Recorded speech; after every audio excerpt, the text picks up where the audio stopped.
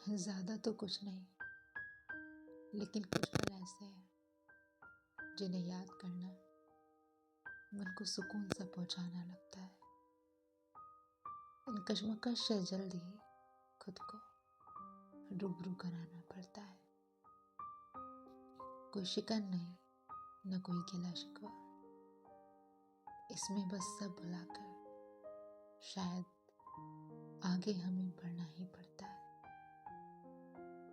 हालातों का जो भी शोर होता था और मजबूरियों का जो रोना होता था, उन सबको भुलाकर बस सही रास्ते पे शायद आगे निकलना पड़ता है।